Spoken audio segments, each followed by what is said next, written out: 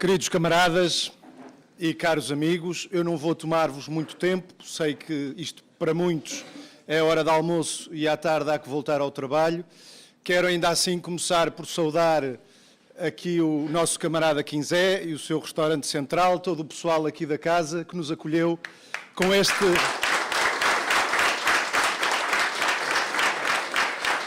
que nos serviu este cozido primoroso, acho que estarão de acordo com isto.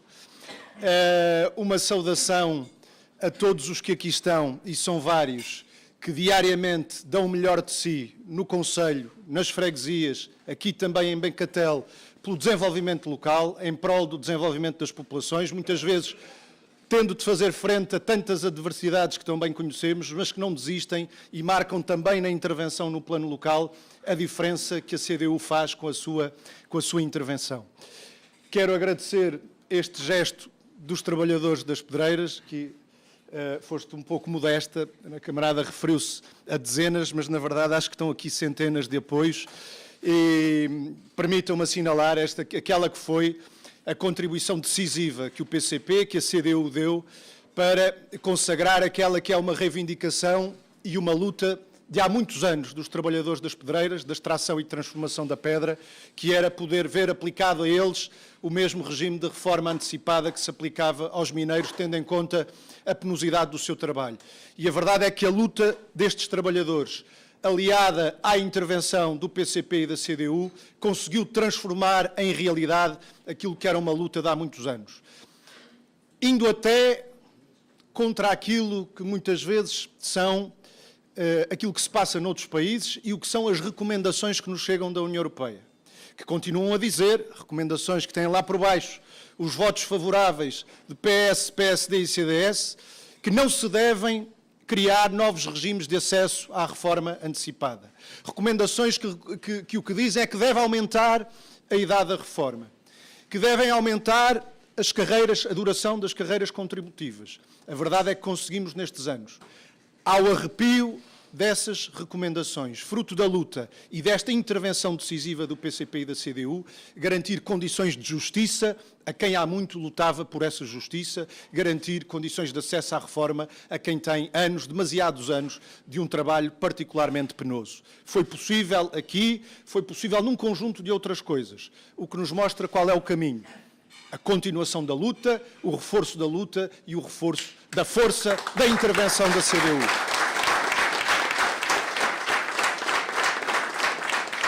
Permitam-me que aqui vos deixe algumas palavras sobre o desenvolvimento do chamado interior. Nestas alturas é comum nós ouvirmos sempre muitos discursos sobre o interior, muita gente a carpir mágoas e a chorar lágrimas de crocodilo pelo interior, esquecendo alguns dos que o fazem, que foram e são responsáveis pelas políticas que deixaram o interior ao abandono, que promoveram a desertificação e o despovoamento de amplas zonas do nosso país. Também aqui, nesta região, sentimos os efeitos dessa desertificação e desse despovoamento, que não caíram do céu, resultam de anos acumulados de desinvestimento, de políticas que não canalizaram para aqui os recursos que são necessários ao aproveitamento pleno das potencialidades da região, com isso criando emprego, com isso criando riqueza, com isso criando condições de desenvolvimento e de distribuição de uma forma justa da riqueza criada. E muito disto passa também por aquilo que se decide no Parlamento Europeu. Às vezes há quem olhe para estas eleições como algo distante da realidade que nos diz respeito, aqui distante da nossa vida de todos os dias. Nesta região, asseguro-vos, as populações confrontam-se diariamente com consequências de políticas que são discutidas e decididas ao nível do Parlamento Europeu. Olhemos para a questão da aplicação dos fundos comunitários e, por exemplo, da aplicação dos fundos comunitários na ferrovia. E o que foi a ligação Sines-Caia, projetada, que esqueceu aqui a região dos Mármores e que se esqueceu de prever aqui não apenas uma estação de passageiros, mas também um cais de embarque de carga que era essencial para servir as populações e para dinamizar o desenvolvimento aqui da região. Pela nossa parte, quero assegurar-vos que Pela nossa parte, não esquecemos esta necessidade e este que continua a ser para nós um objetivo de luta. Que seja construída esta estação e este cais de embarque para mercadorias. Tivemos intervenção no Parlamento Europeu na discussão dos regulamentos dos fundos da União Europeia, nomeadamente do Fundo Europeu de Desenvolvimento Regional e do Fundo de Coesão, para que a ferrovia pudesse ter outro acolhimento nesses regulamentos. A verdade é que eles são feitos muitas vezes em função do que são as necessidades de países como a Alemanha ou como a França, que pensam nas ligações ferroviárias transnacionais. Ora, a nós o que faz falta fundamentalmente são ligações ferroviárias locais, regionais, nacionais, porque se outros têm o seu problema resolvido a este respeito, países como Portugal ainda não têm. E é preciso orientar os fundos da União Europeia não apenas para o que são as necessidades de países como a França ou como a Alemanha, mas também para o que são as necessidades de países como Portugal. E essa era a função que esperaríamos de deputados do nosso país lá no Parlamento Europeu. Foi isso que fizemos, que fizeram os eleitos da CDU ao longo destes anos. Mas deixem-me dizer-vos que, na hora da verdade, quando foi preciso aprovar algumas destas propostas de alteração aos regulamentos que permitiriam ter melhor em conta as necessidades do nosso país, por exemplo, ao nível da mobilidade, ao nível da ferrovia local, regional e nacional, os votos de PSD, de CDS e também do PS estiveram também aqui juntos, mas a prejudicar a possibilidade dessas emendas serem aprovadas e, assim, a prejudicar a possibilidade do país utilizar os fundos da União Europeia, FEDER e Fundo de Coesão, mais de acordo com aquilo que são as suas necessidades. Fala-se muito agora aí na possibilidade de voltarmos a ter cortes nos fundos para Portugal, nos fundos de coesão. O que está previsto na proposta da Comissão Europeia é um corte de 7%. Não é propriamente novidade. Podemos dizer que há décadas que Portugal anda a levar cortes nos sucessivos orçamentos que lá têm sido aprovados. O atual orçamento, que vai até 2020, levou um corte de 10%. O anterior, que ia até 2013, tinha levado um corte de 14%. Há décadas que a União Europeia anda a cortar as verbas da coesão para países como Portugal. Mas também há décadas que há 3 partidos que, na hora da verdade, se juntam no Parlamento Europeu para aprovar os orçamentos que têm determinado esses cortes.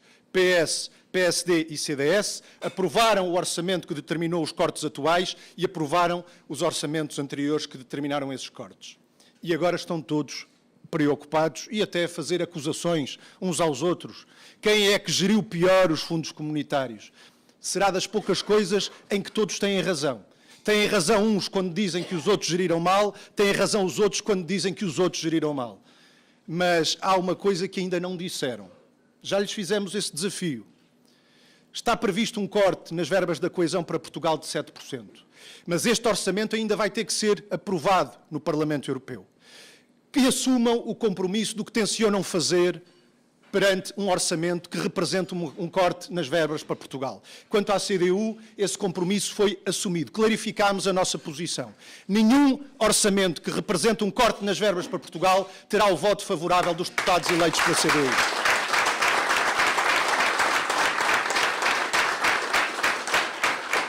Mas continuamos à espera da resposta de PS, PSD e CDS ao desafio que lhes fizemos. Que clarifiquem agora, não é depois das eleições, clarifiquem agora qual vai ser a sua posição. Não é difícil ser bruxo. Ora, quem aprovou, até hoje, sucessivos quadros financeiros plurianuais que determinaram sucessivos cortes para o nosso país, percebemos que queiram esconder, agora antes das eleições, qual a posição que tencionam tomar. Mas que sirva de aviso e que sirva de alerta a todos os portugueses e particularmente àqueles que têm justamente nesta reserva de fundos comunitários uma importante fonte de investimento público em infraestruturas que tanta falta fazem em várias regiões do país. Uma fonte importante, não a desvalorizamos, mas uma fonte também que não chega para responder a todas as necessidades. Temo-lo dito, é necessário, o interior precisa que se mobilizem recursos, investimento em infraestruturas, não só nas que não existem, mas naquelas que existem e com o tempo se vão degradando. Mas esse investimento tem de reclamar fundos comunitários, mas tem de partir também da mobilização de fundos nacionais. Desenganem-se aqueles que pensem que Portugal não gera recursos para o investimento público. Temo-lo dito, recebemos qualquer coisa neste momento, qualquer coisa como 10 milhões de euros por dia de fundos da Comunidade Europeia. Mas pagamos já hoje, em juros, para países da União Europeia 20 milhões de euros por dia, ou muito próximo disso. Entre 2014 e 2020, em 7 anos, o país receberá, se tudo correr bem, 25 mil milhões de euros da União Europeia. Mas pagará no mesmo período, só em juros, 60 mil milhões a países da União Europeia. São contas da Comissão Europeia, não são contas da CDU. Temos-las por escrito, que nos deram numa resposta a uma pergunta escrita que lhes fizemos. Ora, isto mostra que o país gera recursos gerados pelo suor dos trabalhadores portugueses, mas que saem do país na hora em que cá deviam ficar para fazer face aos investimentos que nos fazem falta. E por isso temos dito, é necessário não apenas aproveitar bem tudo aquilo que se consiga mobilizar ao nível da União Europeia, e os deputados da CDU tudo farão, como sempre fizeram, para mobilizar todos os meios, recursos e possibilidades, mas há também que cuidar que a riqueza que já hoje criamos não saia do país, como hoje acontece, e que cá fique para o investimento naquilo que faz falta. Também aqui nos distinguimos de outros que aceitam as regras e as imposições da União Europeia que impedem o país, na hora de utilizar esses recursos e essa riqueza, de os dirigir para onde verdadeiramente fazem falta às populações.